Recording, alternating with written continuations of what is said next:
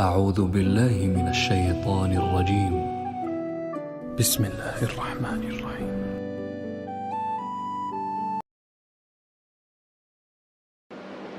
موضوع یہ تھا کہ نبوت اور رسالت میں کیا فرق ہے، اور آیا رسول قتل ہو سکتے تھے یا نہیں۔ یہ موضوع ہمارے سلسلہ درس میں اس بنا پر آ گیا تھا کہ 1 اکتوبر کو جو درس ہمارا ہوا تھا اس میں سورہ بقرہ کی آیت نمبر 87 کا ہم نے مطالعہ کیا، اور اس میں قتل انبیاء کا ذکر ہے، لیکن وہاں لفظ رسولوں کا استعمال ہوا ہے۔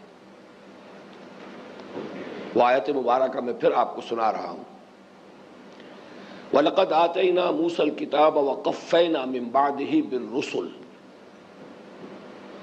وَآتَيْنَا عِيسَى ابْنَ مَرْيَمَ الْبَيِّنَاتِ وَأَيَّدْنَاهُ بِرُوحِ الْقُدُسِ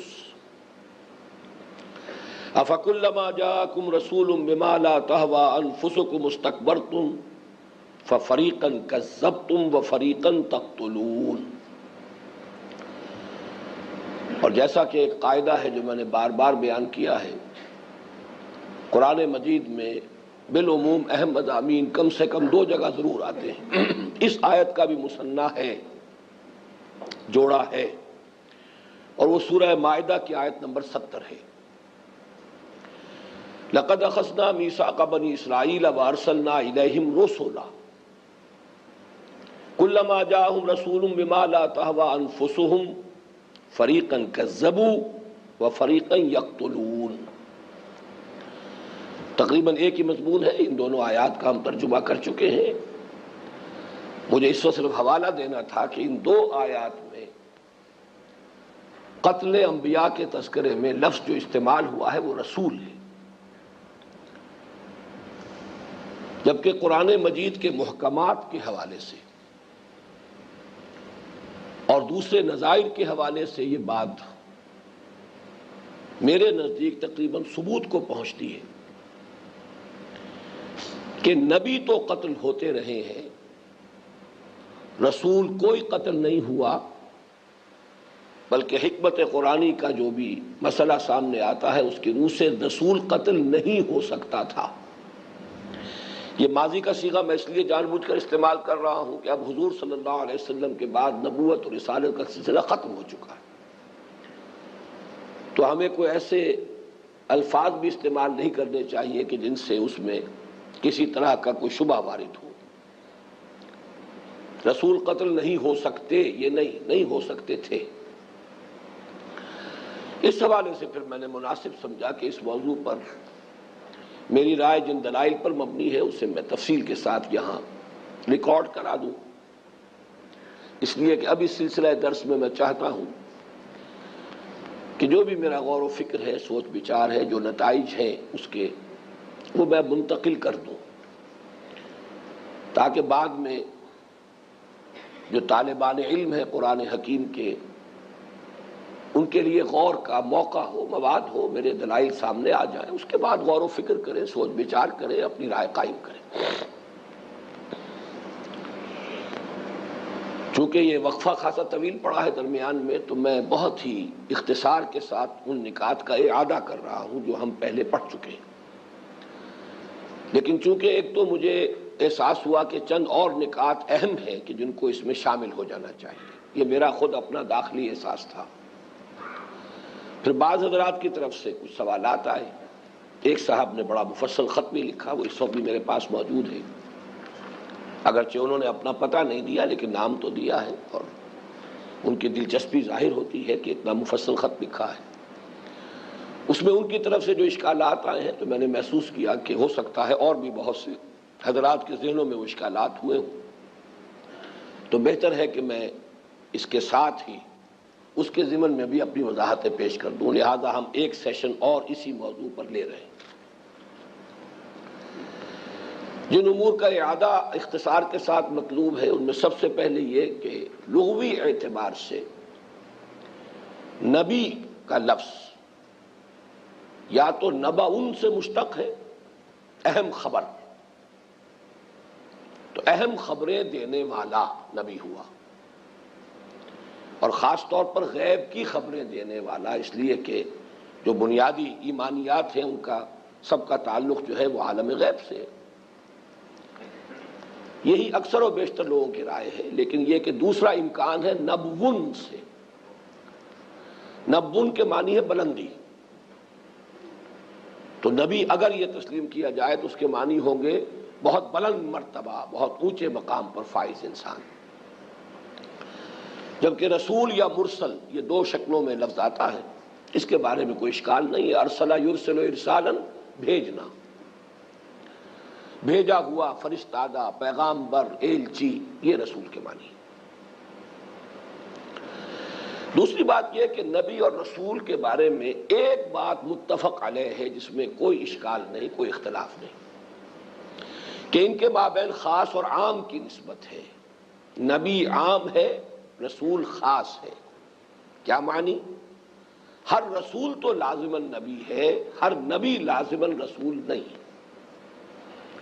یہ بالکل ایسے ہی ہے جیسے کہ مومن اور مسلم، مومن خاص ہے، مسلم عام ہے، یعنی ہر مومن تو لازماً مسلم ہوگا، ہر مسلم کا مومن ہونا لازم نہیں ہے۔ قالت الاعراب آمنا قل لم تؤمنوا ولكن قولوا اسلمنا ولما يدخل الايمان في قلوبكم، ایمان کی نفی، اسلام کا اس بات۔ اس کے علاوہ جو ہے بعض حضرات نے آراء دینے کی کوشش کی ہے، بات بنی نہیں ہے، بنتی نہیں ہے۔ مثلاً یہ کہ اس نبی کو رسول کہا جائے گا جو صاحب کتاب ہو، لیکن یہ کہ یہ اصول ٹوٹ جاتا ہے حضرت داؤد کے معاملے میں کہ انہیں کتاب دی گئی، زبور دی گئی، لیکن وہ نبی ہے، رسول نہیں ہے۔ یا یہ کہ کوئی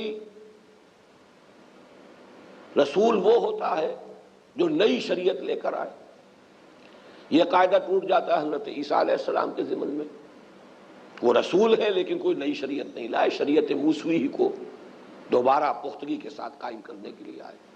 don't think I have come to destroy law, شریعت موسوی تم پر لاگو رہے گی۔ اس میں جو بھی رائے میری بنی ہے وہ ایک جدید، چونکہ تمثیل بڑی آسانی سے سمجھ میں آ جانے والی ہے، کہ ہمارے ہاں جو مختلف سروسز کی جو سطحیں ہیں، کہ ایک کارڈر ہوتا ہے، سی ایس پی کلاس ہے ایک، اب جو شخص اس کارڈر میں آ گیا ہے وہ C S P class officer ہے۔ اب ایک ہے اس کی اپوائنٹمنٹ، وہ کہیں ڈپٹی کمشنر لگا ہے، یا کہیں سیشن جج لگا ہے، یا کہیں کسی اور عہدے کے اوپر اس کا نصب ہوا ہے، تو گویا کہ کارڈر مرتبہ اور اپوائنٹمنٹ منصب، نبوت مرتبہ ہے۔ جب تک کسی نبی کو کسی معین جگہ، معین قوم، معین علاقے، معین ملک کی طرف نہیں بھیجا جاتا، وہ اپوائنٹمنٹ نہیں ہے، نبی تو ہے وہ، لیکن یہ کہ جب بھیج دیا جاتا ہے اس لیے ہمیشہ آتا ہے الہ، جاؤ ادھر، اذهب الى فرعون انه طغى۔ اب گویا کہ وہ رسول کی حیثیت سے اس قوم کی طرف مبعوث ہو گئے۔ اور یہ جو فرق ہو جاتا ہے اس میں بڑا منطقی اعتبار سے، کہ جب کوئی شخص کسی منصب کے اوپر فائز ہو جائے تو اب اس کی ذمہ داریاں بھی ہیں اور اختیارات بھی ہیں، ورنہ سی ایس پی آفیسر ہے، وہ کہیں بیٹھا ہے، ابھی اسے کہیں کا چارج نہیں ملا ہے، نہ اس کا کوئی منصب ہے نہ اختیارات ہے، بس وہ یہ کہ ایک کارڈر ہے اس کا، جو سیلری ہے وہ ملتی رہے گی۔ بہت سے لوگ جو ہے آج کل آپ کو معلوم ہے سیاسی اختلافات کی وجہ سے انہیں بٹھا دیا جاتا ہے کہ جو کسی بھی اعتبار سے پسندیدہ لوگ نہیں ہوتے، لیکن بہرحال ان کا وہ جو مرتبہ ہے وہ قائم رہے گا، وہ سی ایس پی کلاس ہے، اس کے آفیسرز ہیں، اس کی حیثیت ہے۔ البتہ یہ کہ اگر اپوائنٹمنٹ نہیں ہے پرٹیکولر کسی جگہ پر، تو اب حدود اختیارات اور ذمہ داریوں کا تعین نہیں۔ تو یہ ہے میری رائے کہ نبی یا نبوت یہ ایک کارڈر ہے، ایک رتبہ ہے، اور رسالت جب وہ نبی کسی معین مقام، قوم، علاقے یا قبیلے، کسی ملک کی طرف تعین کے ساتھ بھیج دیا جاتا ہے تو یہ منصب ہے۔ اس میں چند چیزوں کا آج میں اضافہ کر رہا ہوں. ایک مثال تو میں نے پہلے بھی دی تھی اور وہ میں سمجھتا ہوں کہ بہت صحیح ہے. ایک تو یہ کہ ہم نے جدید اصطلاحات کے حوالے سے سی ایس پی کلاس اور اپوائنٹمنٹ کے حوالے سے بات کو سمجھنے کی کوشش کی. ایک یہ ہے کہ کوئی اللہ کا بہت نیک بندہ ہے جسے ہم کہتے ہیں ولی اللہ ہے. اب وہ ولی اللہ جو ہے جہاں بھی ہوگا اللہ کا نیک بندہ، اس سے ایمان پھیلے گا، نیکی پھیلے گی. کیسے ممکن ہے کہ بھٹی ہو اور اس سے حرارت نہ پھیلے، اور برف کی سل رکھی ہو اور اس سے ٹھنڈ جو ہے ماحول میں سرایت نہ کرے؟ تو نبی جو ہے در حقیقت یوں سمجھیے کہ ایسے اولیاء اللہ ہوتے تھے جن پر وحی بھی آتی تھی. بس یہ فرق ہے. باقی یہ کہ ان سے نیکی پھیلتی تھی، چاہے انہیں اپوائنٹمنٹ ملا ہے یا نہیں ملا ہے. جس اللہ پر یقین رکھتے تھے اس کی توحید کا وہ پرچار کرتے تھے. جس آخرت کا انہیں یقین حاصل تھا اس کی طرف لوگوں کو متوجہ کرتے تھے. جو خیر، جو نیکی، جو بھلائی فکر کی، عمل کی اللہ نے انہیں عطا کی ہے اس کو شیئر کرتے تھے، لوگوں کے اندر تقسیم کرتے تھے. لیکن وہ اس پر معمور نہیں تھے. معمور من اللہ معین طور پر وہ ہوتا ہے رسول، اور پھر اس کا معین ہو جاتا ہے کہ اس کے پاس جا کر اتمام حجت قائم کرو. چنانچہ یہ ذرا تین فرق نوٹ کیجئے. نبی اپنی ذات پر ایمان کا مطالبہ نہیں کرتا تھا، نہ اپنے لیے شخصی اطاعت کا مطالبہ کرتا تھا. میرا حکم مانو، مجھ پر ایمان لاؤ. رسول کا معاملہ یہی ہے، مجھ پر ایمان لاؤ اور میرا حکم ماننا پڑے گا ذاتی طور پر. ان اعبدوا اللہ واطیعون، اللہ کا تقوی اختیار کرو، میری اطاعت کرو. پرسنل اطاعت رسول کی لازم، اس لیے کہ وہ تو اب نمائندہ ہے اللہ کا، اپوائنٹڈ ہے. اس حوالے سے اس کی اطاعت اللہ کی اطاعت، اور اس کی اطاعت سے سرتابی اللہ کے خلاف بغاوت. سیدھی سیدھی بات. جبکہ جیسا کہ میں نے عرض کیا انبیاء کا معاملہ یہ نہیں ہے. نبی حضرت یوسف علیہ السلام ہے، انہوں نے بادشاہ کے دربار میں جا کر یہ نہیں کہا کہ پہلے مجھ پر ایمان لاؤ پھر مجھ سے بات کرنا. اتنا بڑا معاملہ ہے، میں نے خواب کی تعبیر بھی تمہیں بتا دی ہے، لیکن یہ کہ پہلے مجھے مانو، مجھ پر ایمان لاؤ، میں اللہ کا نبی ہوں یا اللہ کا رسول ہوں، پھر کوئی کوآپریشن ہوگا. نہیں. تو یہ فرق نوٹ کیجئے. شخصی ایمان کا مطالبہ، شخصی اطاعت کا مطالبہ نبی کی طرف سے نہیں آتا تھا. رسول کے لیے تو پہلا قدم وہی مجھے مانو، ان اتقوا اللہ یا اعبدوا اللہ واطیعون.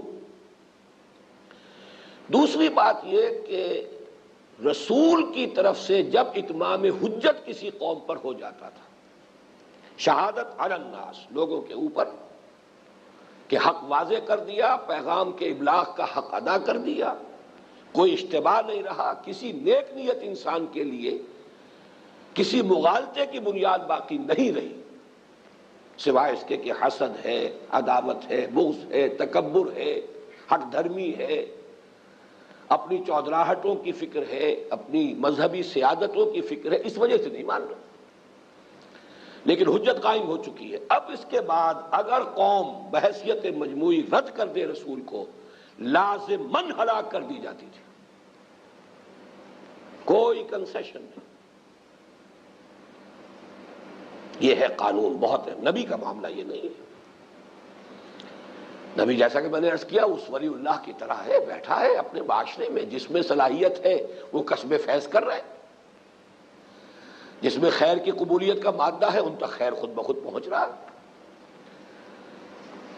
جو کنڈکٹرز آف ہیٹ ہیں بھٹی سے ان کو ہیٹ پہنچ رہی، چاہے ان کا ارادہ تھا نہیں تھا اور نبی نے اس طریقے سے مطالبہ کیا نہیں کیا، خود بخود پہنچے گی. بیڈ کنڈکٹر میں نہیں پہنچے گی، لیکن بیڈ کنڈکٹر بھی پڑے رہیں گے، نبی چلے جائیں گے.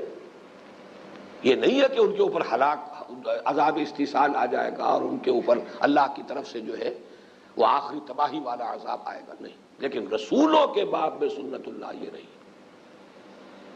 رسول چونکہ اپوائنٹڈ ہے اسی قوم، اسی قبیلے، اسے ملک کی طرف، اس نے اتمام حجت کا حق ادا کر دیا ہے، حجت قائم کر دی ہے۔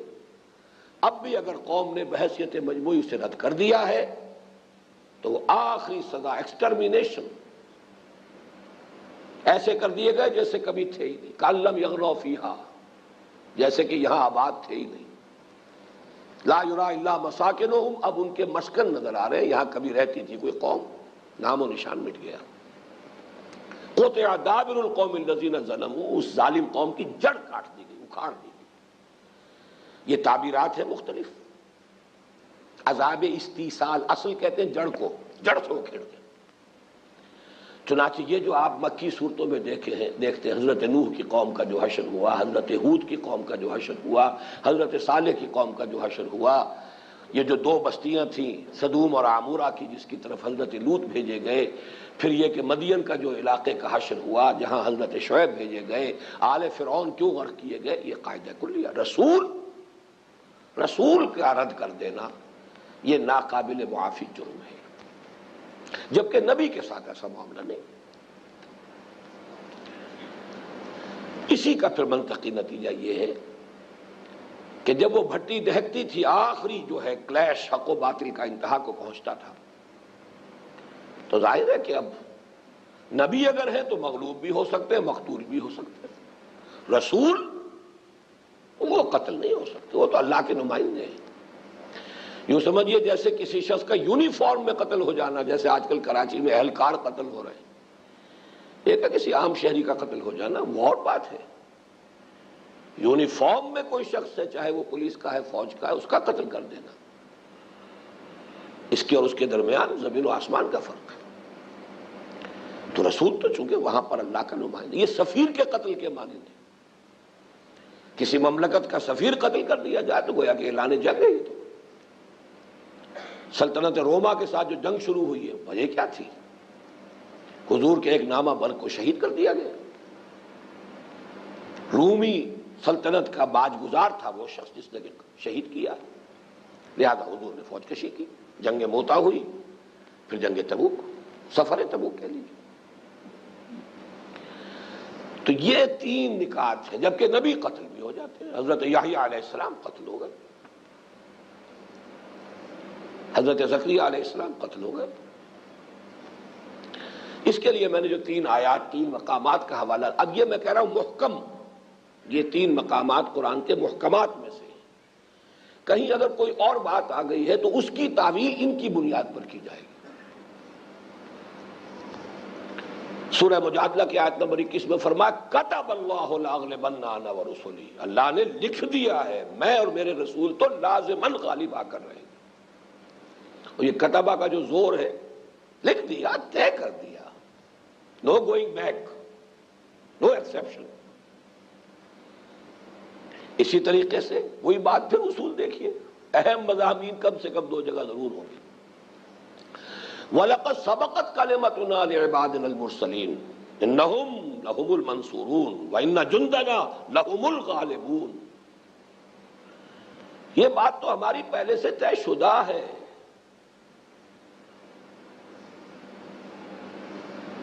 ہمارے جو بندے مرسل ہو کر جائیں گے یہ طے شدہ ہے۔ وَلَقَدْ سَبَقَتْ كَلِمَتُنَا لِعِبَادِنَا الْمُرْسَلِينَ إِنَّهُمْ لَهُمُ الْمَنْصُورُونَ، ان کی مدد لازماً ہوگی۔ وَإِنَّ جُنْدَنَا لَهُمُ الْغَالِبُونَ، اور ہمارا لشکر لازماً غالب آ کر رہے ہیں، مغلوبیت کا سوال ہی نہیں۔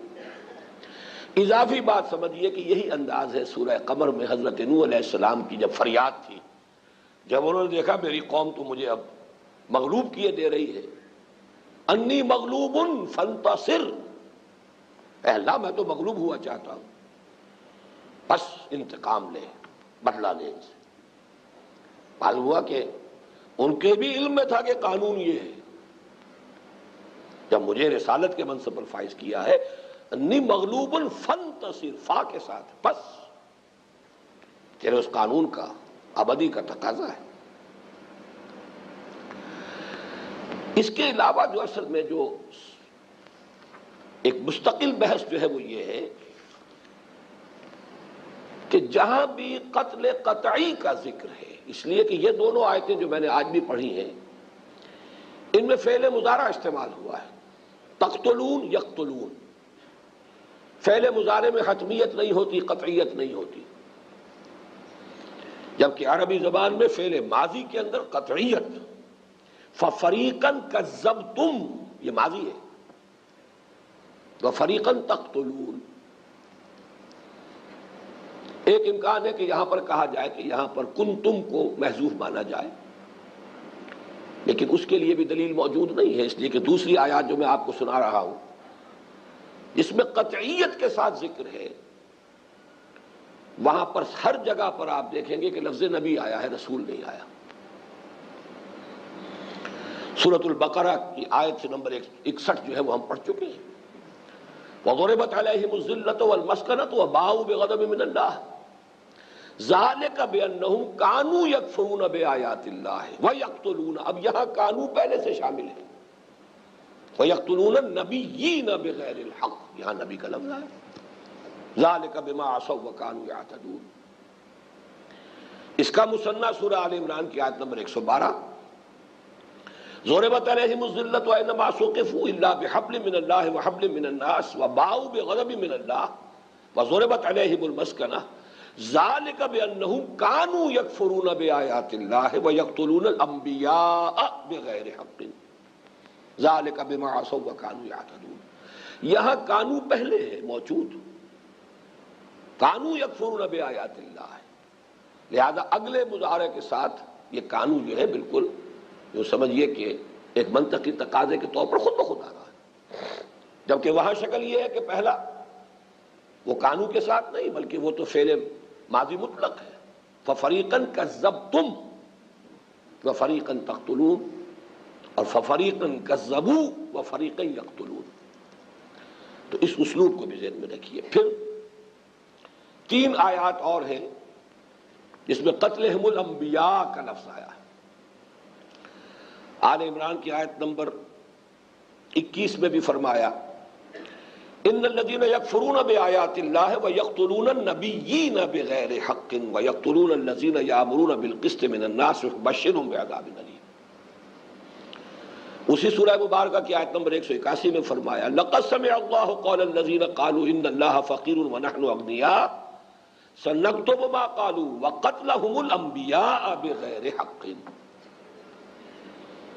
سورۃ النساء کی آیت نمبر 155. اصل میں تو یہ مثنیٰ یہ ہے، آل عمران 181 اور نساء 155 یہ مثنیٰ ایک دوسرے کا. فَبِمَا نَقْضِهِمْ مِيثَاقَهُمْ وَكُفْرِهِمْ بِآيَاتِ اللَّهِ وَقَتْلِهِمُ الْأَنْبِيَاءَ بِغَيْرِ حَقٍّ وَقَوْلِهِمْ قُلُوبُنَا غُلْفٌ. یہاں سب میں ہر جگہ آپ دیکھ رہے ہیں کہ لفظ نبی آ رہا ہے. حکمت کے اعتبار سے ذرا گہرا مقام ہے سورہ آل عمران میں، جہاں حضرت یحییٰ اور حضرت عیسیٰ علیہ السلام کا معاملہ آتا ہے.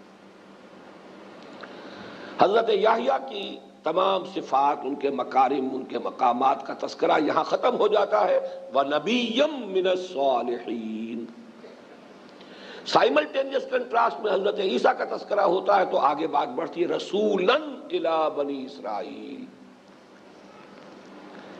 اور آپ کو معلوم ہے فرق کیا ہے؟ حضرت مسیح کو انہوں نے قتل کرنے کی کوشش کی، اللہ نے زندہ اٹھا لیا. وہ رسولاً الی بنی اسرائیل تھے، وہ قتل نہیں ہو سکتے. حضرت یحییٰ کو قتل کرنے کی کوشش کی، اللہ نے نہیں روکا، قتل کر دو. یہ جو فرق و تفاوت ہے، اور یہ میں آپ کو پہلے بتا چکا ہوں کہ وہ عام اور خاص کی جب میں نے بات کہی تھی تو اس میں ایک اور قاعدہ جو ہے مفسرین کے نزدیک کہ یہ عام اور خاص کے الفاظ جو ہوتے ہیں جوڑوں کی شکل میں، یہ جب ایک جگہ پر آئیں گے تو ان کا مفہوم لازماً مختلف ہوگا. جب علیحدہ علیحدہ مقامات پر آئیں گے تو ایک دوسرے کی جگہ استعمال ہو سکتے ہیں. مومن مسلم کی جگہ، مسلم مومن کی جگہ استعمال ہو سکتا ہے، علیحدہ علیحدہ اکیلے اکیلے آ رہے ہیں. لیکن جہاں آئیں گے بالکل سامنے ایک وقت سائملٹینیسلی، وہاں لازماً اذا اجتمعا تفرقا وَإِذَا تَفَرَّقَا اجْتَمَعَا. علیحدہ علیحدہ ذکر ہے تو ان کا مفہوم ایک ہو سکتا ہے، مترادفین کے طور پر استعمال ہو سکتے ہیں. لیکن یہ کہ اگر ایک جگہ آئے ہیں تو لازماً کوئی سائملٹینیس کنٹراسٹ ہے، کوئی فوری تقابل ہے، وہاں پہ فرق پیش نظر ہوگا. اس موضوع پر میرے نزدیک پھر وہی بات ہے، حکمت قرآن کے اعتبار سے سورہ نساء کی آیات 157 158 بہت اہم ہے۔ ابھی میں اس کو آپ کو سنا بھی چکا ہوں، 155 سے یہ بات چلتی ہے، کیونکہ آپ کو معلوم ہے کہ قرآن حکیم میں یہود اور نصارہ پر جو علیحدہ علیحدہ چارج شیٹ ہے وہ تو آئی ہے سورہ بقرہ میں یہود پر مفصل جو ہم پڑھ رہے ہیں آج کل، اور نصارہ پر، عیسائیوں پر سورہ آل عمران میں تفصیل سے،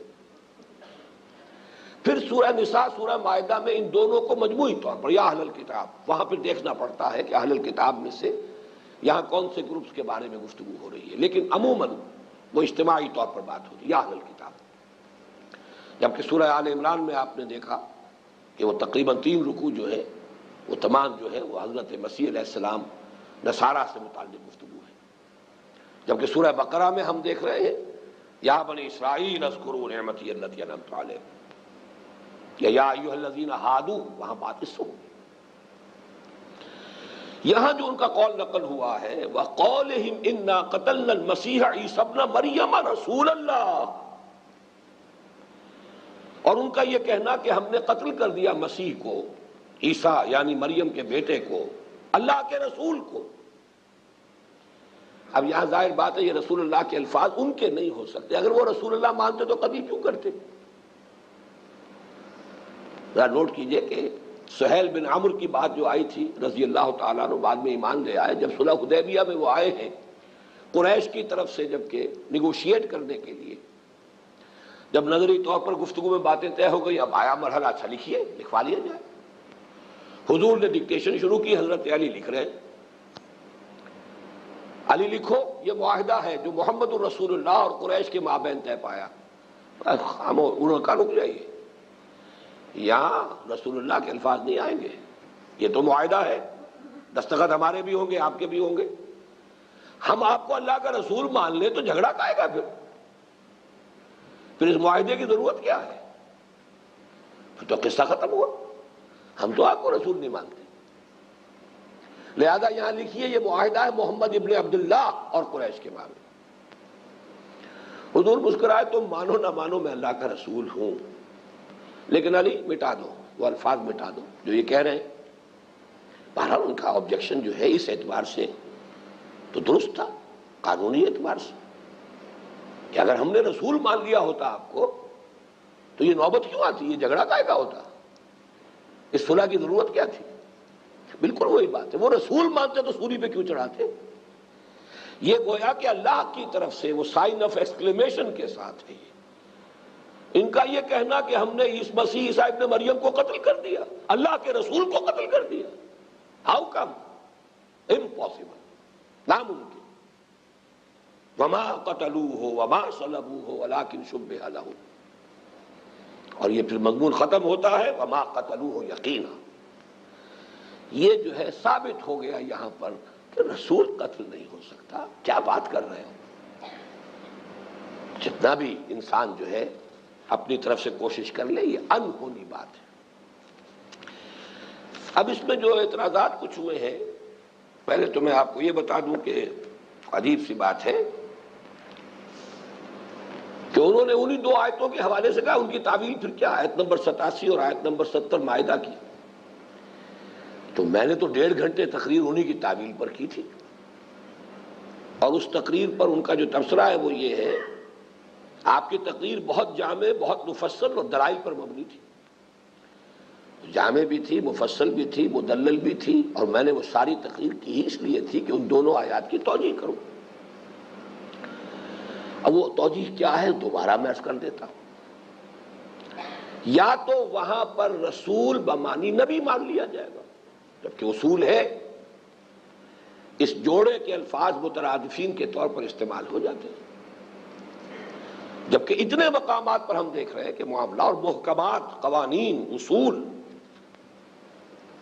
لاغلبن انا ورسلی، اس حوالے سے ہم وہاں مانیں گے، جبکہ یہ متفق علیہ بات ہے کہ یہ دونوں الفاظ ایک دوسرے کی جگہ استعمال ہو سکتے ہیں، اور وہاں پر وہ سائملٹینیس کنٹراسٹ موجود نہیں ہے، اکیلا اکیلا لفظ آیا ہے۔ تو پہلی توجیہ، پہلی تعویل یہ ہوگی۔ دوسری تعویل کیا ہوگی وہ میں عرض کر چکا ہوں نحو کے اعتبار سے۔ کہ پہلا ورب آیا ہے ماضی مطلق فَفَرِيقًا كَذَّبُوا، اور دوسرا جو ہے وہ فعل مضارع ہے. تو یہاں پر اس کا مفہوم ہوگا ایک گروہ کو کی تو انہوں نے صرف تکذیب پر اکتفا کی اور ایک گروہ کو قتل کرنے کی کوشش کرتے رہے. قطعیت حتمیت اس فعل کی تکمیل جو ہے وہ وہاں پر اس اسلوب کا منطقی نتیجہ نہیں ہے. دونوں جگہ پر یہ دو میں سے کوئی ایک تعویل بھی آپ اختیار کر لیجئے تو وہاں بات پوری پختہ ہو جائے گی. باقی ان کے کچھ اور جو میں نے عرض کیا تھا کہ بعض جو اس کے پیریفرل ایشوز کو ہو سکتے ہیں، میں ان کا بھی آپ کے سامنے وضاحت کر دیتا ہوں. اب یہ کہتے ہیں کہ غزوہ احد میں اگر یہ ایسا ہی قانون تھا، اتنا واضح تھا، صاف تھا، تو غزوہ احد میں یہ خبر کیوں اڑ گئی تھی کہ حضور کا انتقال ہو گیا، حضور قتل ہو گئے، شہید ہو گئے؟ تو اس میں پہلی بات تو یہ ہے کہ جنگ کے حالات میں اس قسم کی کیفیات جو ہے بہت جذباتی فضا ہوتی ہے. ورنہ یہ ہے، اس کی مثال دے رہا ہوں کہ قرآن مجید میں انک میت و انہم لمیتون، اے نبی آپ کا بھی انتقال ہو کر رہے گا، موت آپ پر بھی وارد ہوگی، ان سب پر بھی ہوگی. پھر کیا وجہ تھی کہ حضرت عمر نے کہا کہ اگر کسی نے کہا کہ محمد کا انتقال ہو گیا تو گردن اڑا دوں گا؟ یہ جذباتی کیفیت کے اندر کوئی باتیں جو ہے اس طرح کی ہو جانا وہ کوئی دلیل نہیں بنتی، منطقی بات نہیں بنتی. ہمیں محکمات دیکھنی ہوگی قرآن کی، قرآن نے قاعدہ کلیہ کیا بیان کیا ہے.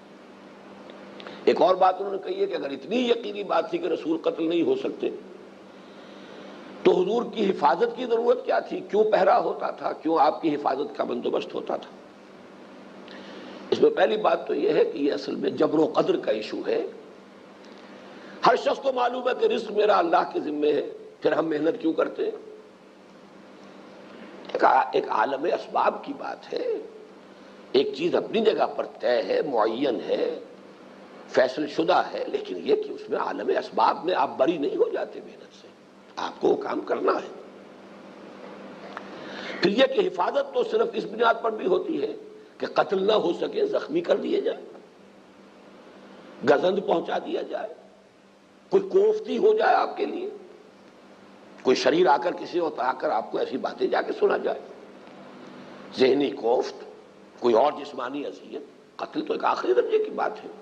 تو کیا اس سے حضور صلی اللہ علیہ وسلم کی حفاظت کی ضرورت نہیں تھی؟ ویسے خود انہوں نے ایک بات کہہ دی ہے اور میں سمجھتا ہوں کہ یہ اچھا کریڈٹ ہے ان کا کہ واقعی سوچنا پڑتا ہے کہ جب قرآن مجید میں تھا کہ واللہ یعصمک من الناس، اللہ آپ کی مدد کرے گا اور آپ کی حفاظت کرے گا لوگوں سے، تو پھر یہ حفاظت واقعی سمجھ میں نہیں آتی. سمجھ میں آتی ہے، وہی ہے اللہ رازق ہے، رزق کا کسب تمہیں کرنا ہے.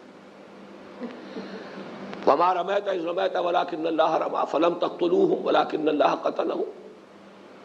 یہ ایک دوسرے کی نقیض نہیں ہے. اے مسلمانوں تم نے قتل نہیں کیا، اللہ نے انہیں قتل کیا میدان بدر میں، اور اے نبی آپ نے نہیں مٹھی بھر کر پھینکی تھی کنکریوں کی، اللہ نے پھینکی تھی. یہ دونوں چیزیں ایک ہی حقیقت کی تعبیر ہے. ہر فعل کے اندر دو ایلیمنٹس موجود ہیں. بہرحال یہ مسئلہ وہ جبر و قدر والا ہے. واللہ یعصمک من الناس، یہ خود میرے اس موقف کے لیے انہوں نے اپنے پاس سے خود دلیل دی ہے. ایک انہوں نے کہا کہ شب بدر جو ہے، بدر سے ایک شب پہلے حضور کیوں اتنے بے قرار تھے، کیوں پریشان تھے؟ اگر یہ اتنی یقینی بات تھی کہ میں قتل نہیں ہو سکتا تو یہ بڑی بودھی بات انہوں نے کہی ہے. حضور نے اپنے بارے میں تو بات کہی نہیں، یہ فرمایا ہے نبی یہ جو اے اللہ جو میں نے اس وقت لا کر میدان میں ڈال دیے 313، اگر یہ قتل ہو گئے کل تو پھر قیامت تک تیرا نام لینے والا کوئی نہیں ہوگا. یہ ان کے بارے میں، اور ظاہر بات ہے ان میں سے تو 14 شہید ہوئے. اگر 14 ہوئے تھے تو 140 بھی ہو سکتے تھے. اس حوالے سے یہ بات جو ہے در حقیقت اس میں تو کہیں اس دعا میں کہیں بھی حضور صلی اللہ علیہ وسلم کا، اور ویسے بھی سوچئے غور کیجئے، یہ تقریباً بیچوں بیچ وہ عریش بنائی گئی تھی میدان کے اندر، ادھر لشکر مسلمانوں کا کافی فاصلے پر، ادھر کفار کا پڑاؤ بیچوں بیچ، اور پہرے پر اس وقت صرف حضرت ابو بکر تھے رضی اللہ تعالیٰ، ننگی تلوار لیے. تو اس سے اندازہ ہوتا ہے کہ واللہ یعصمک من الناس، اس کا کچھ یقین لوگوں کو موجود تھا، ورنہ اتنا تو کم اہتمام نہیں ہونا چاہیے تھا حضور صلی اللہ علیہ وسلم. اگرچہ حضرت علی رضی اللہ تعالیٰ عنہ نے اسی سے دلیل نکالی ہے. حضرت ابو بکر کے انتقال پر جو الفاظ انہوں نے کہے خطبے کی شکل میں کہ ابو بکر ہم میں سب سے بڑھ کر شجاع بھی تم ہی تھے، اس لیے کہ وہ شب جو ہے اس روز تم پہرا دے رہے تھے تلوار لے کر، جبکہ محمد الرسول اللہ صلی اللہ علیہ وسلم نے وہ طویل سجدہ کیا ہے اور گڑ گڑا کر دعائیں مانگی. ایک اور بات یہ کہی گئی کہ قرآن میں یہ کیوں آیا افَإِن مَاتَ أَوْ قُتِلَ، یہ سورہ آل عمران میں آیا ہے. اگر وہ ان کا انتقال ہو جائے یا وہ قتل ہو جائیں، انقلبتم علی اعقابکم، تو کیا تم اپنی ایڑیوں کے بل لوٹ جاؤ گے؟ اس کا جواب یہ ہے کہ جب بھی کبھی کلام شرطیہ ہوتا ہے وہ بسا اوقات ایک مفروضے کی شکل میں بھی ہوتا ہے، وہ ضروری نہیں ہوتا کہ اس سے آپ منطقی طور پہ کوئی نتیجہ نکال سکیں. جیسے یہ سورہ زخرف کی آیت نمبر 81 ہے، قُلْ إِن كَانَ لِلرَّحْمَنِ وَلَدٌ فَأَنَا أَوَّلُ الْعَابِدِينَ، اے نبی کہہ دیجئے کہ اگر رحمان کے کوئی بیٹا ہے یا ہوتا تو سب سے پہلے میں ہوتا اسے پوجنے والا. اب کوئی شخص دلیل بنائے کہ اس کا مطلب بیٹا ہو سکتا ہے، اللہ نے تو کہا ہے کہ اگر رحمان کا کوئی بیٹا ہے. نہیں، یہ تو ایک مفروضہ ہے نفی کی انتہا کے درجے میں. تو جہاں پر بھی کلام شرطیہ ہے اس سے یہ نتائج جو ہے نکالنے ضروری صحیح نہیں ہے. اس میں آخری بات جو ہے میں اس کا اضافہ کر رہا ہوں، چونکہ جب ساری باتیں آ گئیں ہمارے لیے بڑی غور طلب بات یہ ہے کہ حضور کی کس قدر خواہش تھی. لَوَدِدتُّ أَنْ أُقْتَلَ فِي سَبِيلِ اللَّهِ ثُمَّ أُحْيَا ثُمَّ أُقْتَلَ ثُمَّ أُحْيَا ثُمَّ أُقْتَلَ، میری بڑی خواہش ہے کہ اللہ کی راہ میں قتل ہو جاؤں اور پھر مجھے زندہ کیا جائے ایک مرتبہ، پھر اللہ کی راہ میں قتل، پھر زندہ کیا جائے، پھر قتل. یہ لذت مجھے ملے. مشرف گرچہ شد جامی ز لطفش، خدایا کرم بارے دیگر کن، بار بار مجھے یہ لذت ملے اللہ کی راہ میں قتل ہونے کی. ایسی خواہش، اتنی شدید خواہش اللہ کے نبی کی، اللہ کے رسول کی، اللہ کے خلیل کی، اللہ کے حبیب کی. کوئی تو قاعدہ کلیہ ہے، کوئی تو روک ہے، کوئی تو چٹان کھڑی ہوئی ہے اللہ تعالیٰ کی ابدی قانون کی، ابدی قانون، اٹل قانون، جس میں کوئی تبدیلی نہیں ہو سکتی. کہ آپ کی خواہش اپنی جگہ، آپ کا ذوق شہادت اپنی جگہ، لیکن یہ کہ لن تجد لسنت اللہ تبدیلا ولن تجد لسنت اللہ تحویلا، یہ ہمارا قانون اٹل ہے، اس میں کوئی تبدیلی نہیں ہوگی. اب یہ باتیں تو ہو گئی وہ کہ جو اس خط کے حوالے سے تھی. چند چیزیں جن کا میں اضافہ کرنا چاہتا ہوں، بلکہ ان میں سے ایک صاحب نے توجہ دلائی تھی درس کے بعد. چونکہ رسول کی ڈیفینیشن میں نے بار بار یہ الفاظ استعمال کیے اور آج بھی کیے ہیں، معین قوم، معین جگہ، معین شہر، معین ملک کی طرف اپوائنٹمنٹ.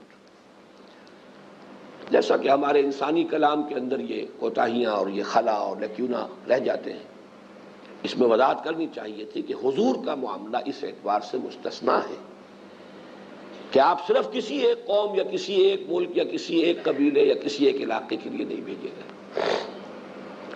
لیکن اس میں بھی اچھی طرح سمجھ لیجئے، یہ باتیں ہمارے دروس میں آتی رہی ہیں، اب اس مضمون کے حوالے سے یہاں بھی نتھی ہو جائے تو کوئی حرج نہیں. حضور 2 بعثتوں کے ساتھ مبعوث ہوئے. ایک آپ کی بعثت خصوصی الی اہل العرب، اور ان میں سے بھی بنی اسماعیل اصلاً، اور عرب جو تھے تابع تھے ان کے، جو کہ ثقافت، کلچر، تہذیب، تمدن اور زبان میں.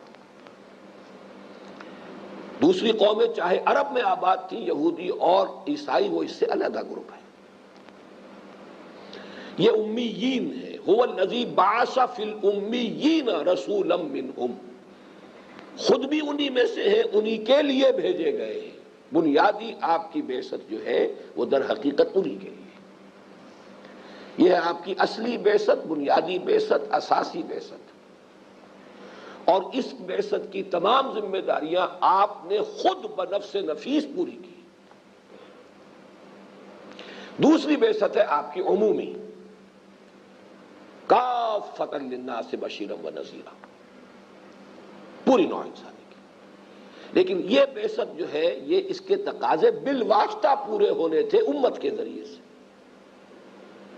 اور چونکہ امت کے ذریعے سے وہ اتمام حجت کبھی اس درجے کا نہیں ہو سکتا جس درجے کا اتمام حجت رسول خود کرتا ہے.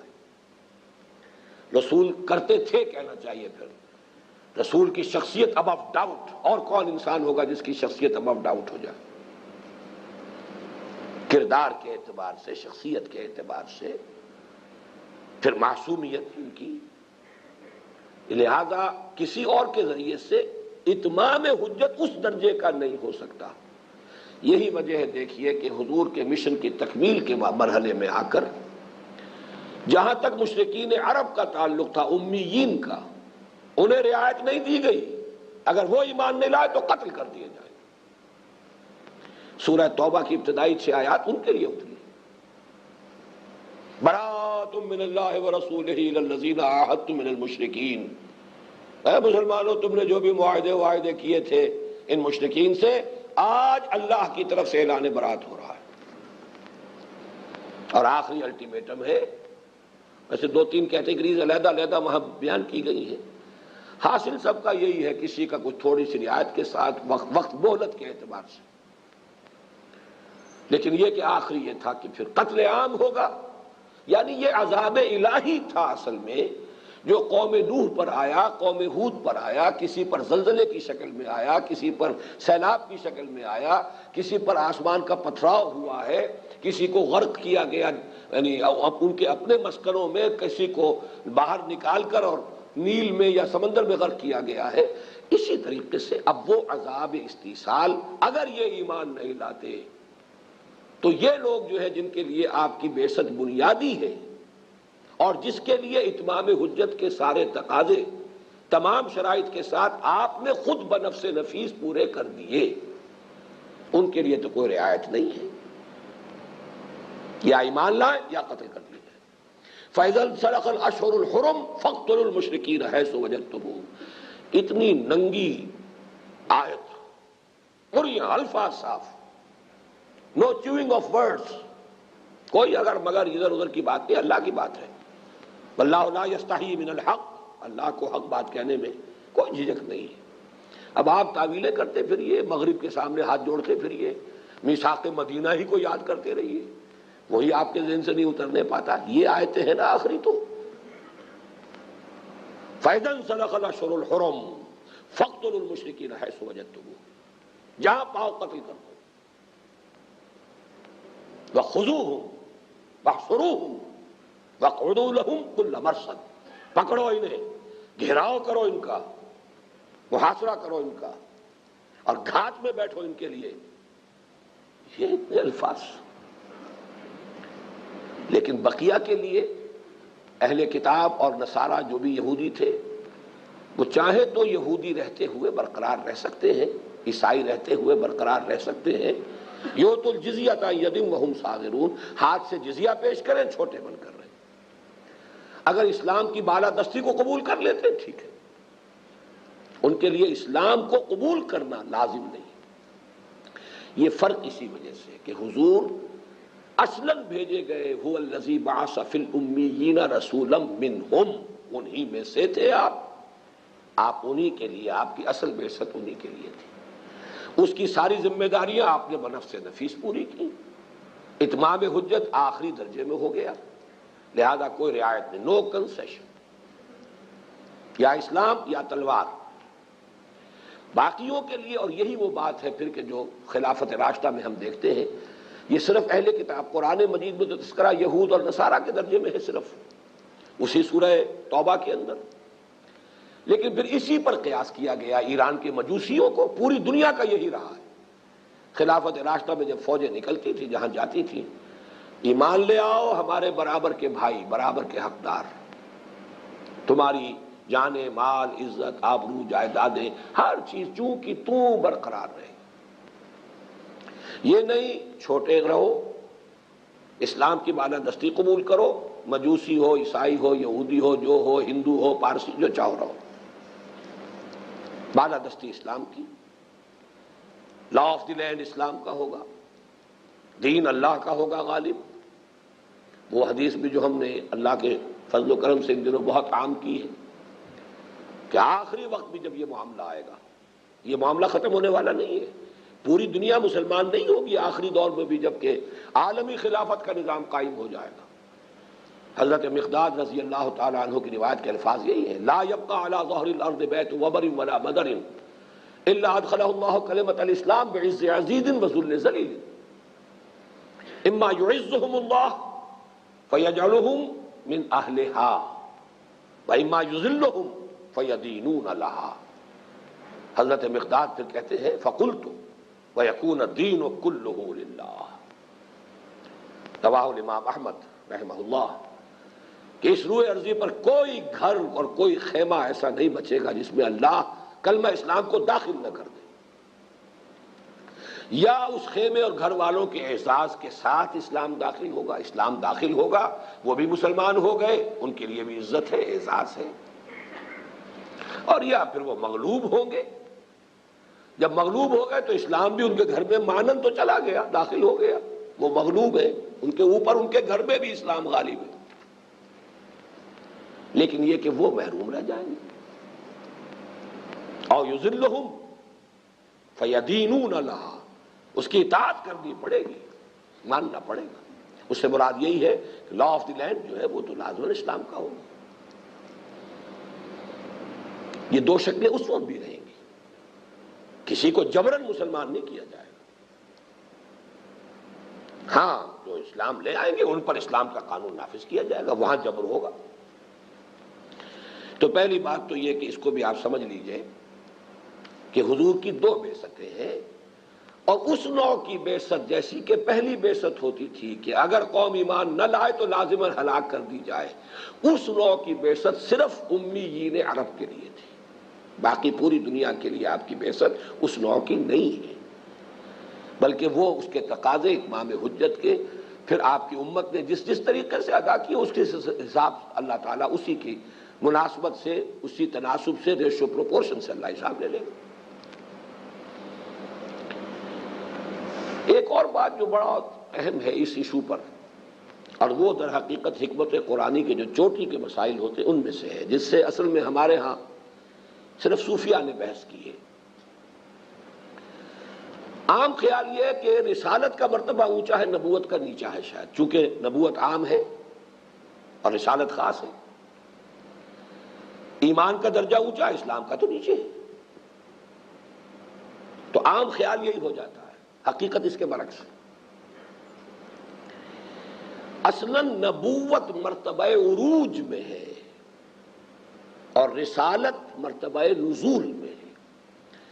اب یہ وہ چیزیں ہیں کہ جن سے میں نے عرض کیا کہ صوفیہ نے بحث کی ہے، اور نبوت کے ساتھ ملحق ہے مقام عبدیت اور مرتبہ ولایت. یہ بریکٹ ہوں گے، یہ تو میں آپ کو بتا چکا ہوں.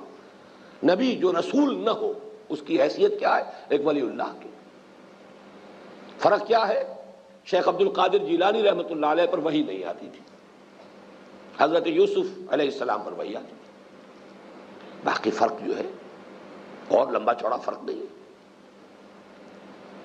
ہاں معصومیت بھی ہے خصوصی، لیکن یہ کہ بہرحال جو آپ کو کردار نظر آئے گا، لوگوں کو جو کچھ ان کا رویہ نظر آئے گا، نبی جو ہے اس طرح در در ٹھوکریں کھاتا نہیں پھرتا جیسے رسول پھرتا ہے. رسول تو مامور من اللہ ہے، کرے کیا؟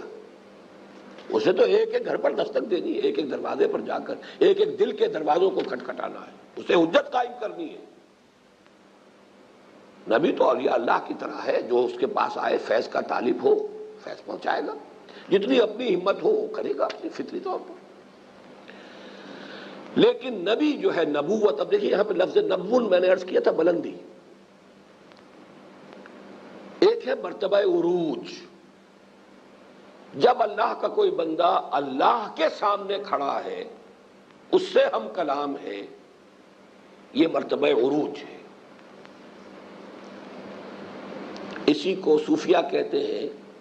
اس کام میں جو اولیاء اللہ جو اس کے لیے محنت کرے، نبوت سے کم تر بات سمجھ لیجئے، اسے کہتے ہیں سیر الی اللہ، اللہ کی طرف بڑھ رہا ہے، تقرب الی اللہ حاصل کر رہا ہے. اب اگر اسے کہہ دیا گیا جاؤ اذهب الی فرعون انہ طغی، اب تو پہاڑ سے نیچے اتریں گے نا. آپ نماز پڑھتے تو اللہ کو فیس کر رہے ہیں،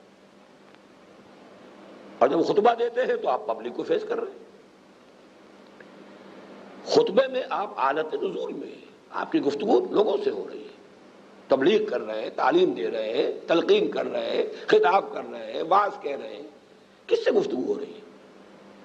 مخلوق سے۔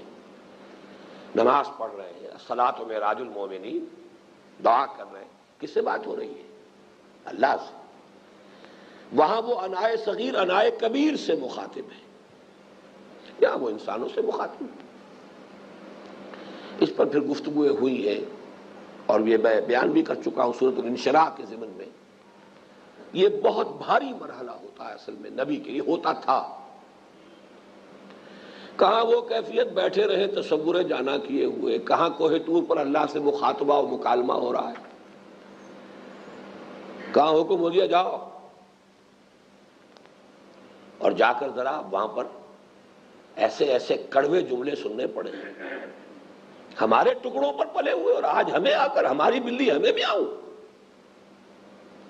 الم نربک فینا ولیدا، وہی نہیں ہو جسے ہم نے پالا پوسا اپنے گھر کے اندر۔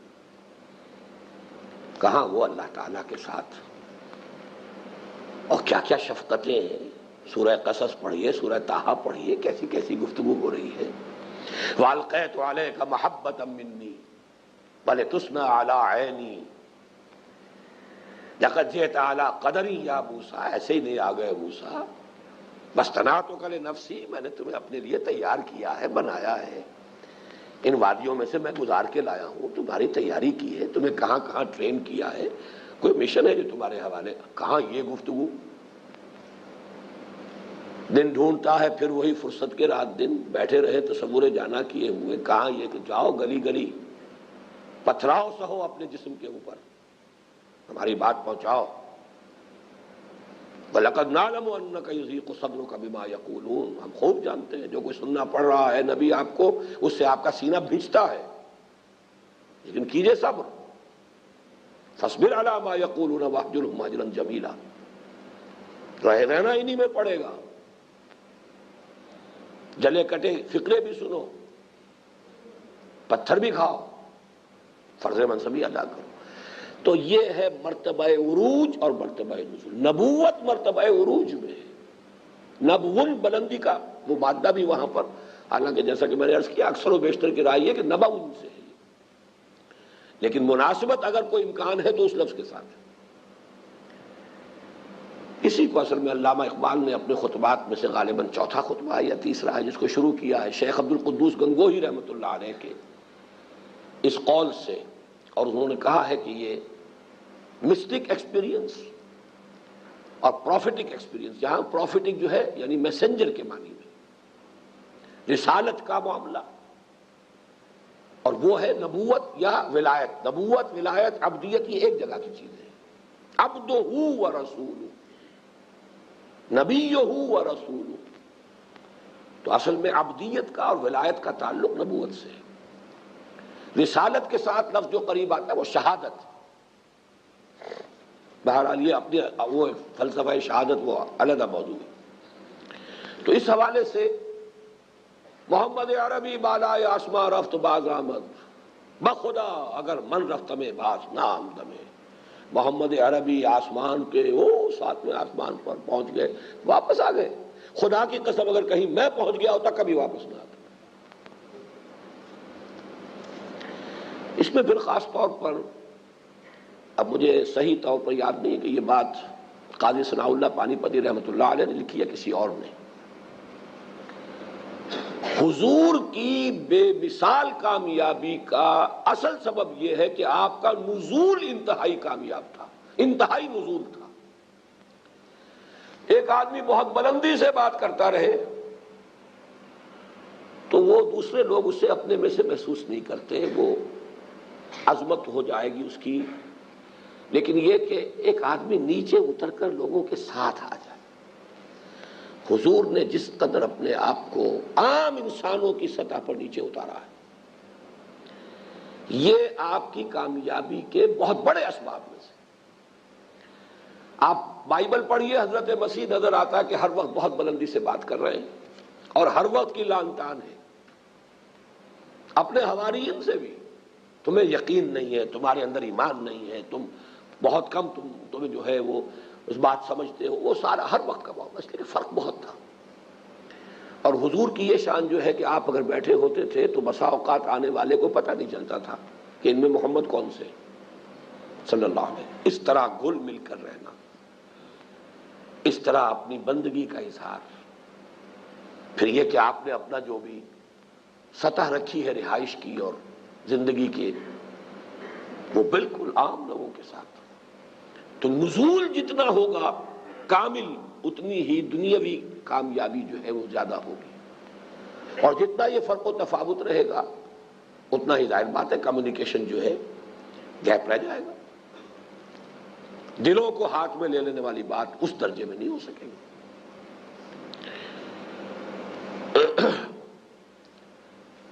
اس کو جو بہترین مثال دی ہے مولانا روم نے اس عروج اور نزول کی، وہ بھی میں آپ کو بتا دوں، اور یہ سورہ مزمل اور سورہ مدثر کی ابتدائی آیات کے مابین ربط و تعلق یہی ہے۔ رات کو حضور کھڑے ہوتے تھے اپنے رب کی طرف رخ کر کے، رتل القرآن ترتیلا، یہ مرتبہ عروج ہے۔ دن میں جاؤ ربک فکبر قم فانذر، خبردار کرو، یہ مرتبہ نزول ہے۔ اس کا ایک منطقی نتیجہ نکلتا ہے، یہ بات مولانا روم ہی کہہ سکتے تھے۔ مثال دی انہوں نے کہ جیسے بارش کا سائیکل ہے ہمارے ہاں، پانی جب سمندر سے بخارات ابھرتے ہیں، ظاہر بات ہے ڈسٹلڈ واٹر جا رہا ہے، تو بالکل جو ہے صاف ستھرا پانی جائے گا، بخارات ہے سمندر سے، حرارت سے، نہایت پاک اور صاف پانی جائے گا، کوئی امپیورٹی اس میں ہو ہی نہیں سکتی، ڈسٹیلیشن کا پروسیس ہے۔ اب وہ گیا، جب وہ یہ ہے عروج، سیلف پیوریفیکیشن کا عروج ہے یہ، اور جب وہ پھر اترتا ہے بارش کی شکل میں تو فضا کو دھوتا ہے کہ نہیں دھوتا؟ فضا کی کثافتیں اپنے اندر جذب کرتا ہے کہ نہیں کرتا؟ زمین پر گرتا ہے تو زمین کا جھاڑ جھکاڑ لے کر یہ نالوں میں سے ہو کر جو آپ کے برساتی نالے ہیں ان کو بھی لے کر جاتا ہے، اور دریاؤں میں گرتا ہے، دریاؤں سے پھر سمندر میں پہنچ گیا، پھر ڈسٹیلیشن ہو رہی ہے، وہاں سے پھر سیلف پیوریفیکیشن ہے۔ یہ گویا کہ دن اور رات کا سائیکل ہے۔ اب یہاں جو امپیورٹی جو ہے اس مرتبہ نزول میں نبی یا کسی داعی کو ہوگی، وہ کیا ہے؟ طبیعت پر کچھ نہ کچھ ملال تو آئے گا نا، اس نے مجھے کیا کہہ دیا؟ کبھی غصہ بھی آ سکتا ہے، بعض مواقع پہ آیا، غصہ بھی آیا، یہ سب چیزیں کیوں ہو رہی ہیں؟ اگر یہ نزول ہو ہی نہ تو یہ کیفیت آئے گی نہیں، وہ سارے احساسات وہ سب جو ہے جذب ہو رہے ہیں اندر، اس کا ایک رد عمل پیدا ہو رہا ہے۔ پھر ضرورت ہے کھڑے ہو جاؤ رات کو، اب پیوریفائی کرو اپنے آپ۔ تو یہ عروج اور نزول، عروج اور نزول تسلسل کے ساتھ۔ بہرحال اس وقت میں نے اس موضوع پر جو باتیں تھیں کچھ ایک دلچسپی کے اعتبار سے عرض کر دی ہیں، لیکن اصل کہنا یہ ہے کہ نبوت مرتبہ عروج میں ہے، رسالت مرتبہ نزول میں ہے۔ البتہ یہ صحیح ہے، رسالت خاص ہے، نبوت عام ہے۔ ایک اور کنٹراسٹ نوٹ کیجیے، یہ چیزیں پہلے میں نے بھی کبھی اس طریقے سے، چونکہ اب یہ موضوع بن گیا تھا تو اب تو اس کے چاروں گوشے جو ہو سکتے تھے ان کا مجھے اپنی امکانی حد تک احاطہ کرنا تھا۔ دیکھیے کنٹراسٹ اور نوٹ کیجیے، نبی کا لفظ قرآن مجید میں 43 مرتبہ آیا، اور مرکبات کی شکل میں نبیہم، قال لہم نبیہم، اس طرح سے 80 مرتبہ، لیکن یا ایھا النبی 13 مرتبہ، 80 کا تقابل کیجئے 13 مرتبہ۔ حضور سے قرآن میں خطاب یا ایھا النبی سے 13 مرتبہ ہے، جبکہ نبی کا لفظ اتنا کنٹراسٹ کیا ہے؟ رسول کا لفظ قرآن میں 116 مرتبہ تو آیا مفرد کی حیثیت سے، 335 مرتبہ آیا ہے، یعنی اصل اصطلاح قرآن مجید کی نبوت کا تقابل اگر کریں گے تو 80 اور 335 1 اور 4 کی نسبت ہے۔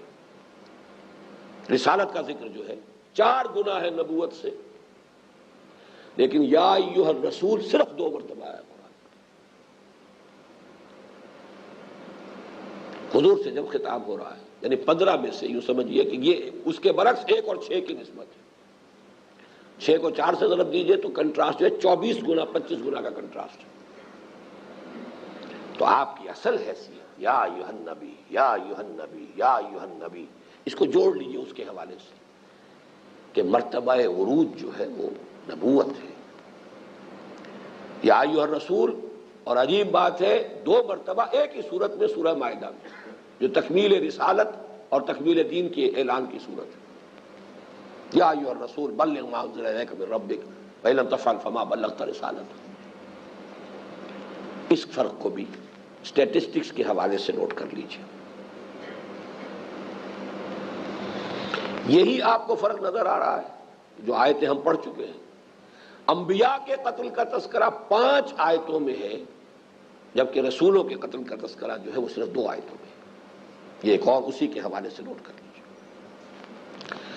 اب میں 1-2 باتیں اور کہہ رہا ہوں، ان کو آپ کہہ لیجئے۔ ویسے تو یہ کہ اس پوری بحث کے بارے میں بھی، نبوت اور رسالت کے بارے میں، یہ کوئی ایمان اور کفر کا مسئلہ نہیں ہے۔ اس کے باوجود میری رائے سے اختلاف ہو تو ہو، علمی مسئلہ ہے، حکمت قرآنی کا ایک موضوع ہے۔ میں نے اپنی اب تک کی جو بھی سوچ ہے اس کا خلاصہ آپ کے سامنے رکھ دیا ہے۔ اب بہرحال مرحلہ وہی ہے زندگی کا جس میں کہ ایک بات آخری منتقل کرنے والے مرحلے میں ہے، پھر آگے تاکہ لوگ غور کریں۔ پہلی بات تو یہ میری ذاتی رائے ہے، ابھی تک میں نے اسے بہت زیادہ اذعانی انداز میں پیش نہیں کیا، لیکن میرا خیال ہے اور مجھے خاصا وثوق اس پر ہے۔ حضرت ابراہیم علیہ السلام صرف نبی تھے، رسول نہیں تھے۔ ویسے اولو العزم من الرسل میں ان کا شمار ہوتا ہے، لیکن وہاں وہ رسول اور نبی مترادف کے طور پر ہے۔ یہی وجہ ہے پورے قرآن میں، خاص طور پر ان صورتوں میں کہ جن میں سلسلے وار رسولوں کا، ان کی قوموں کا تذکرہ آتا ہے عذاب کا، حضرت ابراہیم کے قوم پر اس طرح کے عذاب کا کہیں تذکرہ پورے قرآن میں۔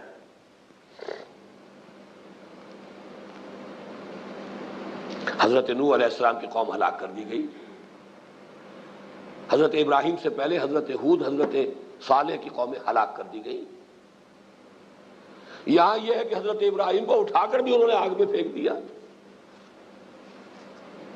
اس کے بعد بھی اس قوم پر کسی عذاب ہلاکت یا استیصال کا تذکرہ نہیں۔ ایک جگہ پر ہے معذب قوموں میں، شاید بعد میں کسی مرحلے پر کوئی ان کے اوپر عذاب آیا ہو، لیکن وہ انداز،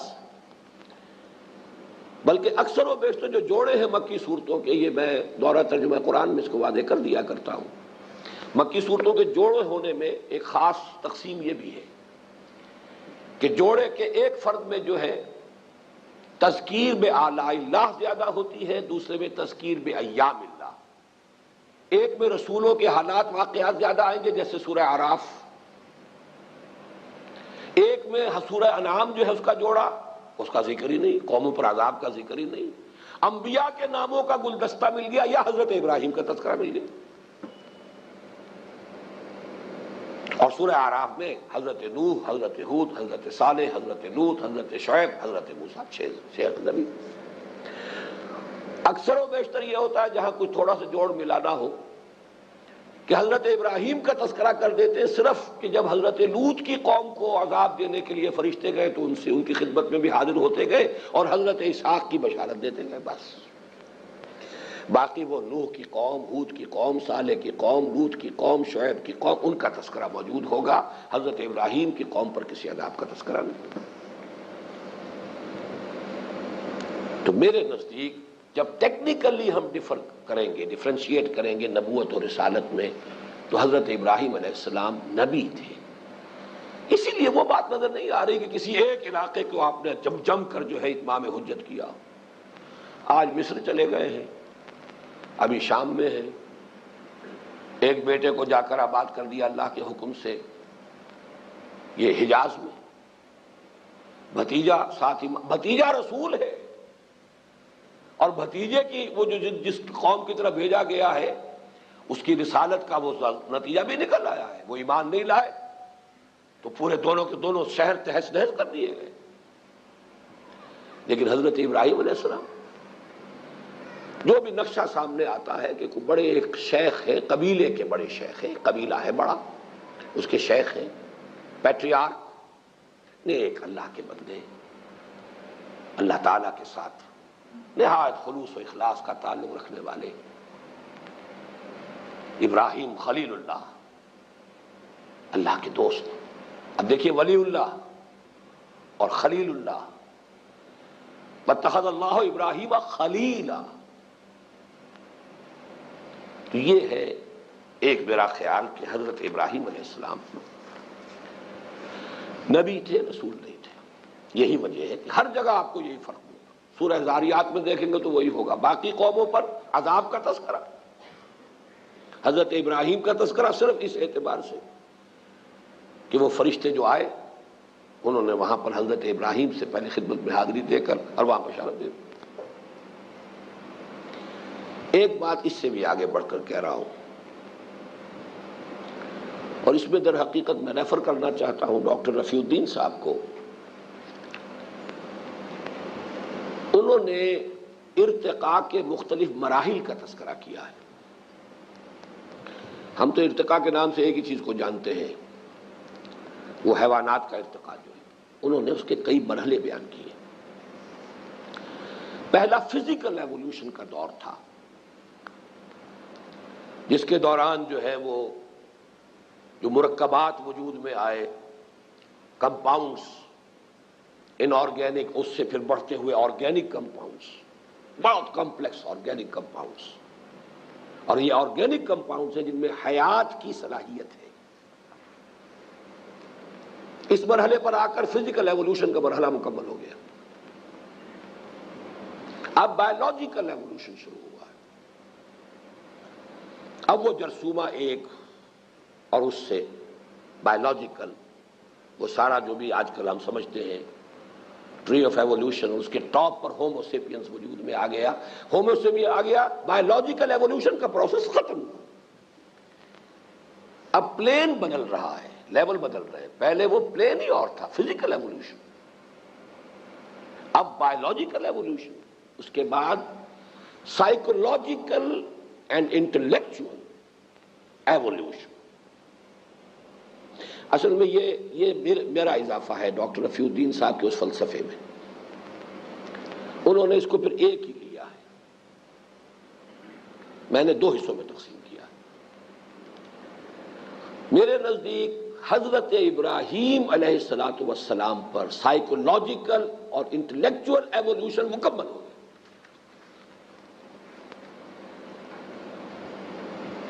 ہائٹ ہے،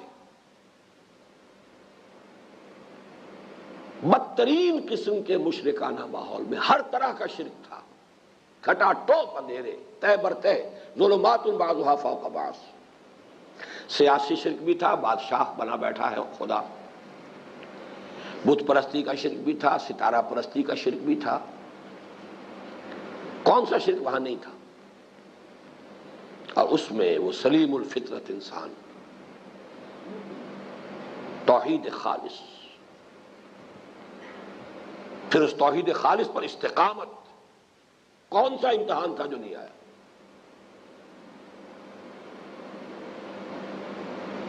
تو یوں سمجھیے کہ اب میں اس کو کہہ رہا ہوں کہ میرے نزدیک نبوت کی تکمیل ہو گئی ہے حضرت ابراہیم علیہ السلام، سائیکولوجیکل انٹلیکچوئل ایوولوشن اپنی انتہا کو پہنچی انفرادی اعتبار سے۔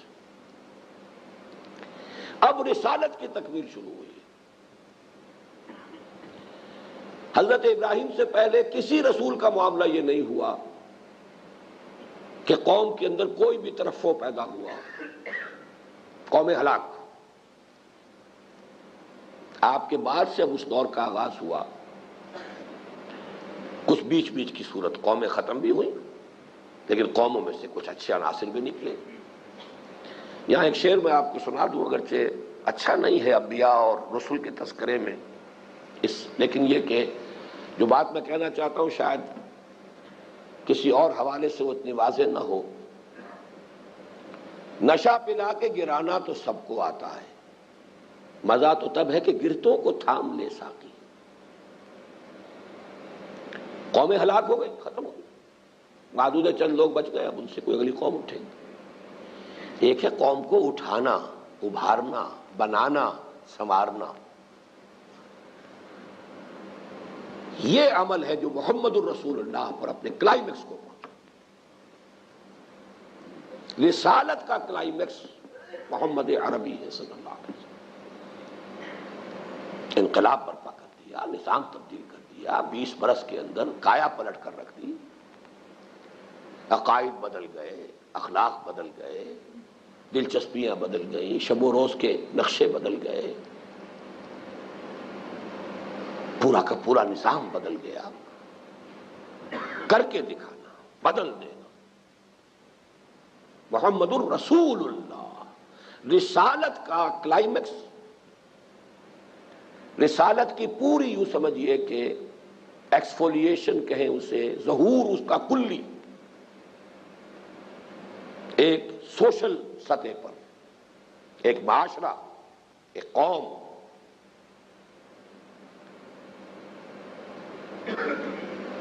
مصطفیٰ اندر حرا خلوت گزید، قوم و آئین و حکومت آفرید۔ ایک نئی قوم، نیا آئین، نئی حکومت، نیا نظام پیدا کیا۔ یہ کلائمیکس ہے نبی اکرم صلی اللہ علیہ وسلم۔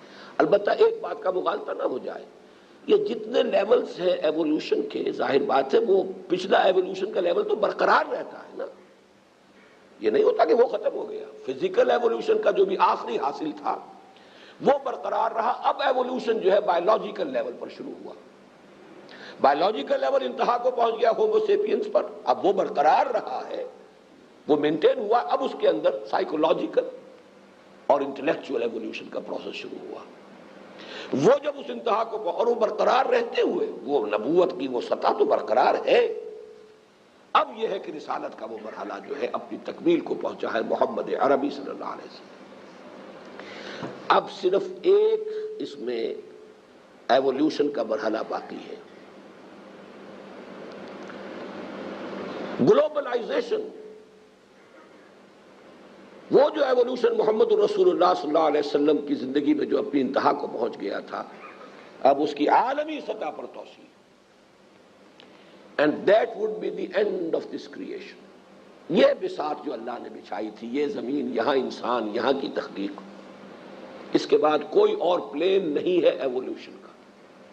اس لیے حضور فرماتے ہیں بعثت انا وساح کہاتین، میں اور قیامت تو اس طرح آئے ہیں، جڑے ہوئے ہیں، آگے کوئی اور نہیں ہے پلین۔ تو اصل میں ڈاکٹر رفیع الدین صاحب نے 4 مراحل میں ان کو کیا، میں اس کو 5 میں کرتا ہوں، اور یہی کہ میرے نزدیک حضرت ابراہیم علیہ السلام، یہی وجہ ہے دیکھیے حضرت ابراہیم کی نسبت ہے، واتخذ اللہ ابراہیم خلیلا انی جاعلک للناس اماما، امامت الناس ابراہیم کی ہے۔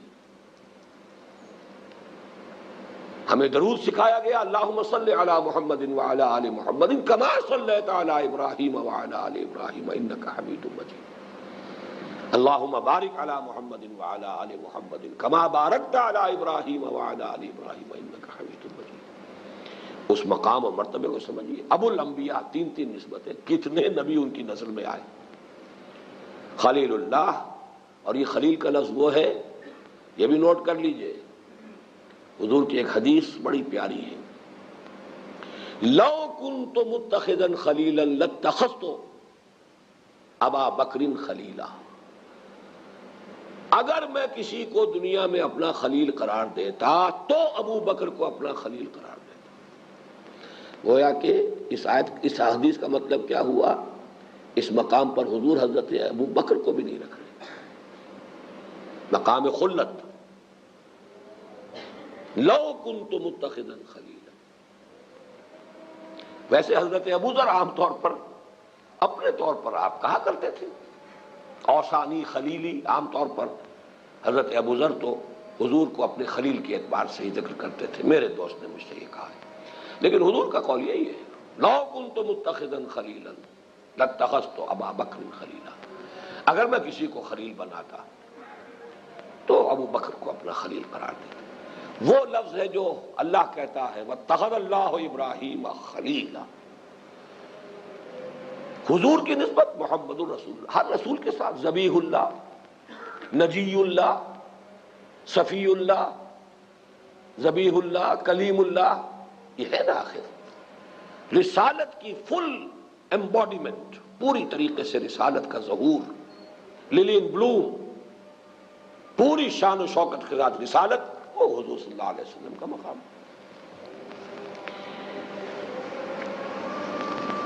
آخری بات جو ویسے میں بیان کر چکا ہوں کہ اس مسئلے کے حوالے سے نبوت اور رسالت، یہ جو آخری دور کی جو میں نے باتیں عرض کی ہے، جو میری کتاب بھی ہے اب موجودہ اور سابقہ مسلمان امتوں کا ماضی حال و مستقبل، مجھے سب سے زیادہ اس کے لیے کلید اسی مسئلے سے ملی،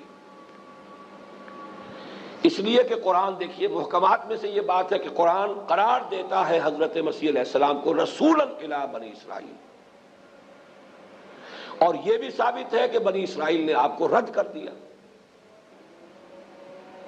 اور یہ بھی ثابت ہے کہ اب تک ان پر عذاب استیصال نہیں آیا۔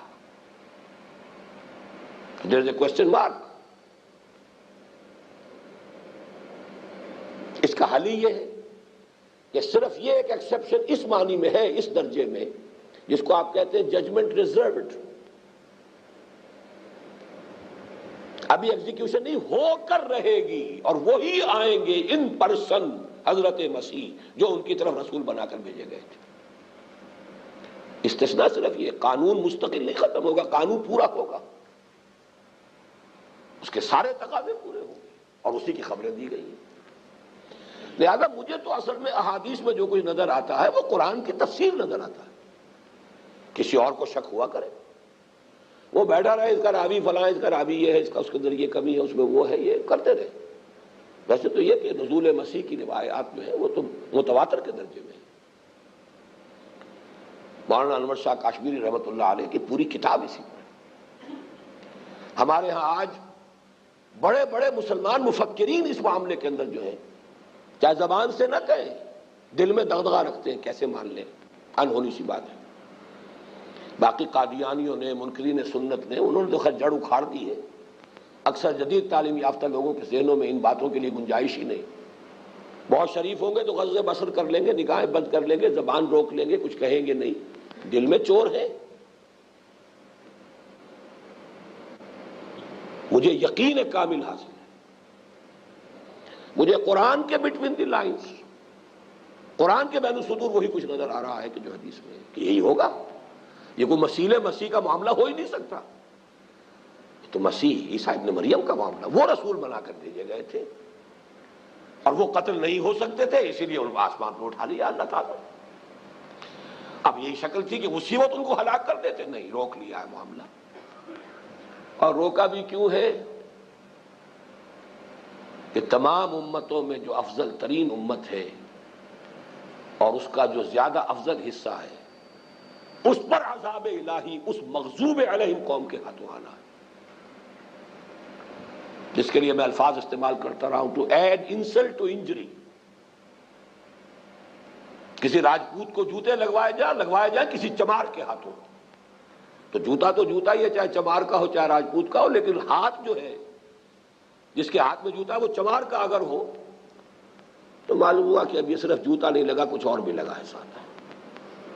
یہ ہے جو حشر ہونے والا ہے اس امت کے خاص طور پر افضل حصے کا، عرب۔ اور جو لگ رہے ہیں جوتے، ایک نیا سے نیا جوتا روز آ رہا، ہاشمی خاندان کا بادشاہ، 46 برس کی جو ہے وہ دشمنی، بری دی ہیچٹ، گلے مل رہے ہیں، اور ہے کیا، سب کے سب گئے، زبردست کا ٹھینگا سر پر اور یہود کا جوتا سر پر، یہ ہو رہا۔ بڑی سخت عذاب، بڑی سخت سزا ملنے والی۔ البتہ اس کے بعد پھر ان کی ایکسٹرمینیشن تو ہو جائے گی، گریٹر اسرائیل، گریٹر گریو یارڈ بنے گا، اور بنے گا بھی جان لیجئے جیسے عذاب آتے تھے، سیلاب آتا تھا، کوئی وہ تو اللہ تعالیٰ کی قدرت سے آتا تھا نا۔ حضرت نوح کے ساتھیوں نے تو نہیں ہلاک کیا تھا پوری قوم کو، قوم عاد کو کیا حضرت ہود علیہ السلام کے ساتھیوں نے ہلاک کیا تھا؟ وہ تو نیچرل کیلیمٹیز آپ کہیں گے۔ بالکل اسی طرح حضرت مسیح علیہ السلام جب آئیں گے ان قوتوں سے مسلح ہو کر آئیں گے جو بالکل نیچرل نہیں ہے۔ حدیث میں آتا ہے جہاں تک ان کا سانس کا اثر پہنچے گا یہودی پگھل جائیں گے، اور جہاں تک ان کی نگاہ جائے گی ان کے سانس کا اثر بھی جائے گا۔ کہیں صرف نگاہ کا تذکرہ ہے، جسے معلوم ہوتا ہے کوئی لیزر بیمز ہوں گی کوئی بہت زبردست، ان کی آنکھوں میں اللہ پیدا کر دے گا۔ تو یہ اور کون ہلاک کرے گا یہ؟ وتھ پاور آن ارتھ۔ یہ تمام چیزیں اس پورے فلسفے کے ساتھ بالکل ہم آہنگ ہیں، جڑی ہوئی ہیں۔ اور ہمارے ایک ساتھی جو آج کل یہاں 1 ایئر کورس میں آئے ہوئے ہیں، مجھے اتنی زیادہ معلومات نہیں تھی، امریکہ سے باسط بلال، انہوں نے بتایا ہے کہ امریکہ وغیرہ میں، ویسٹرن ورلڈ میں آرمیگڈون کا تو اتنا چرچا ہے اس وقت کہ یونائٹڈ اسٹیٹس جو ہے اس کے ساؤدرن ریجن میں تو لوگ بنکرز بنا رہے ہیں کہ آرمیگڈون آ رہی ہے، اور وہ ایٹمک جو ہے اس ایکسپلوژن کو بھی لے سکے، بنکرز ایسے تیار کر رہے ہیں لوگ اپنے طور پر، اتنی یقینی کیفیت کے ساتھ۔ الملحمۃ العظمیٰ، ایک پورا یعنی عیسائی خاص طور پر جو ان کا مذہبی طبقہ ہے اس کے اندر اس کے بارے میں کوئی اجتماع نہیں ہے۔ سوئے ہوئے وہ ہیں کہ جن کو بڑی تفصیلی خبریں جو ہیں احادیث کے اندر محمد رسول اللہ صلی اللہ علیہ وسلم دی ہوئی۔ بہرحال اس مسئلے میں بھی یہ سارا فلسفہ نبی اور رسول کا یہ بیسک ڈفرنس ہے۔ حضرت مسیح رسول تھے، قتل نہیں ہو سکتے تھے، اس لیے آسمان پر بالکل معجزانہ طریق پر انہیں اٹھایا گیا۔ وہ جن کی طرف بھیجے گئے تھے انہوں نے کفر کیا، وہ عذاب استیصال کے مستحق ہے، اور وہ آ کر رہے گا، اور انہی کے ذریعے آئے گا۔ بس یوں سمجھیے 2000 سال کا فصل یہ ضرور بیچ میں ڈال دیا گیا، تو اللہ تعالیٰ کے لیے تو یہ 2 دن کا فصل ہے، 1000 برس اس کے ہاں کا 1 دن ہے، اس کی تو تقویم جو ہے بڑی لمبی ہے۔